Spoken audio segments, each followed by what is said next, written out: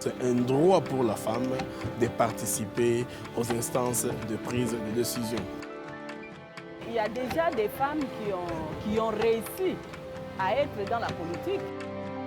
Mais on constate qu'il y a vraiment une grande discrimination à l'égard de la femme. La fille n'est pas seulement pour la famille, pour les ménages.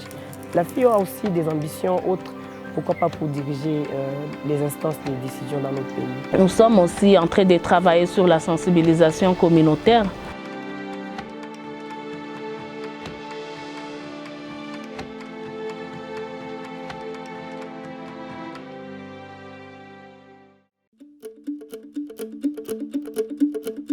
La femme, c'est un être humain à part entière. Elle a besoin de gérer, elle a les compétences, elle a les capacités, elle a les qualités requises pour donner son expertise à travers la gestion. On ne peut pas protéger les intérêts de la femme sans la femme. Il faut l'associer coûte que coûte pour qu'elle-même, connaissant ses priorités, ses besoins, elle sait comment elle peut s'exprimer et elle sait comment elle peut faire passer des idées qui protègent ses intérêts. Les femmes, ce sont des êtres humains comme les hommes et le monde est géré par des potentialités masculines et féminines, mais on constate qu'il y a vraiment une grande discrimination à l'égard de la femme et donc c'est une participation basée sur les inégalités.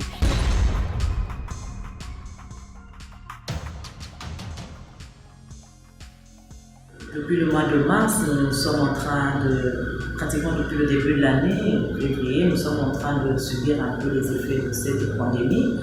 Et ça ne nous a pas non plus facilité les activités, mais il faut dire que malgré cela, au niveau du mouvement Rien sans les femmes, nous avons quand même pu pouvoir nous organiser. Nous avons eu à travailler sur élaborer un projet de renforcement de la position de la femme dans les postes de prise de décision dans le contexte Covid.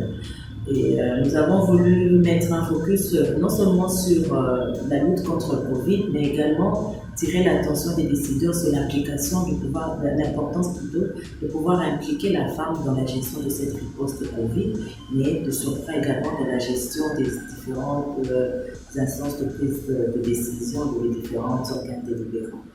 Nous avons d'abord commencé par des émissions radio. Émissions radio pour rappeler aux gens non seulement qu'il est important de pouvoir se prémunir, de pouvoir respecter les différentes mesures préventives, les différentes mesures pour ne pas pouvoir être contaminé par le Covid, mais également qu'il est important de pouvoir impliquer les femmes dans la gestion de la riposte Covid.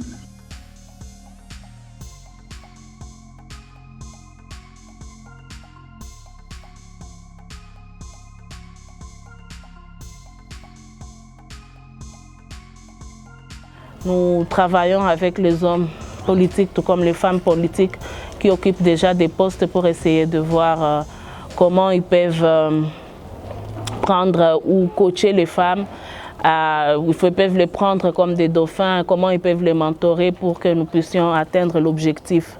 C'est un mouvement des femmes. C'est bien qu'on a été soutenu au départ par les organisations internationales qui militent aussi pour les droits des femmes. Mais l'idéal, les soucis pour nous est que ces mouvements puissent couvrir tous les pays.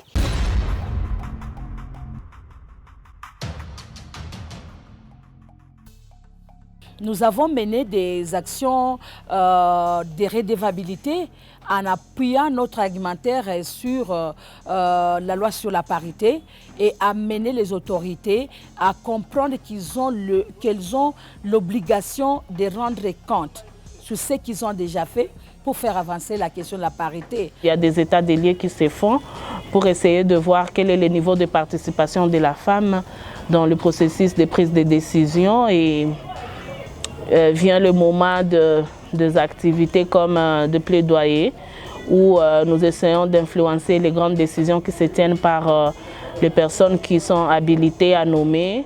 Donc nous avons vraiment voulu, par rapport à cela, mener le plaidoyer auprès de différents acteurs clés qui sont concernés pour la mise en œuvre de ces conseils locaux de sécurité pour marteler sur l'implication, sur l'importance d'abord du fonctionnement de ces conseils locaux de sécurité dans les communes et puis également l'importance d'impliquer les femmes dans ces dans les réunions qui sont convoquées dans ces conseils locaux de sécurité de proximité. Aujourd'hui, même si je revois par rapport au discours du président d'hier, il y a toute une partie, j'ai dit 3 paragraphes qu'il a parlé sur le renforcement des femmes, il a parlé sur la représentation des femmes, il a parlé sur des mesures spécifiques pour l'entrepreneuriat féminin. Donc c'est ce que nous on souhaiterait maintenant, que les discours ne restent pas discours mais que ça soit accompagné par des actions concrètes. Donc moi je dis qu'il y a un changement parce qu'il y a cette prise de conscience. Je dirais que le mouvement Rien sans les femmes vient vraiment renforcer cette réussite que nous voulons très efficace ou peut-être en grande quantité, en grand nombre pour les femmes, surtout celles qui s'engagent en politique comme moi et qui ont déjà manifesté la volonté de mener cette lutte positive, de pouvoir s'engager dans la politique, comme vous l'avez dit, c'est la seule voie.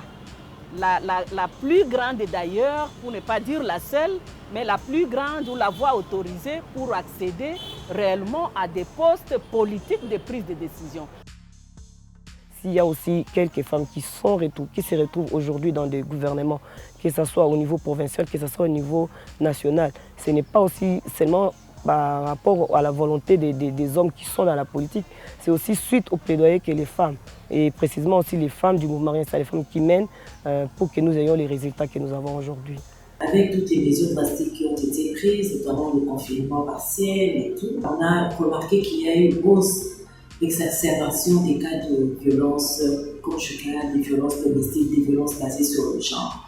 Et tout cela, on s'est rendu compte que non, par rapport aux mesures qui étaient prises, les femmes n'étaient pas suffisamment impliquées pour apporter aussi ces différents détails, pour aborder cet autre aspect lié aux besoins sexuels spécifiques des femmes. Nous avons fait une analyse des données et maintenant là, nous sommes en train de nous apprêter pour pouvoir présenter le rapport et sur base de ce rapport, nos membres vont être déployés déjà la semaine prochaine pour pouvoir mener le plaidoyer sur base des recommandations que nous allons ressortir dans ce rapport.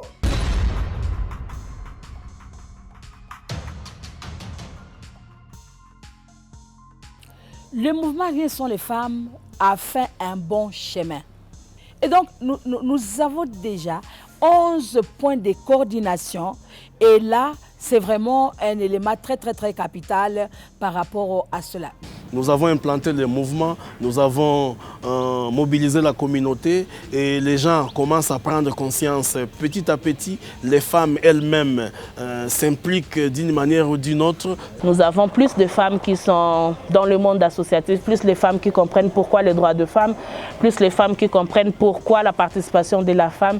Mais il y a ces femmes qui sont dans la communauté, dans les petits commerces, les femmes ménagères.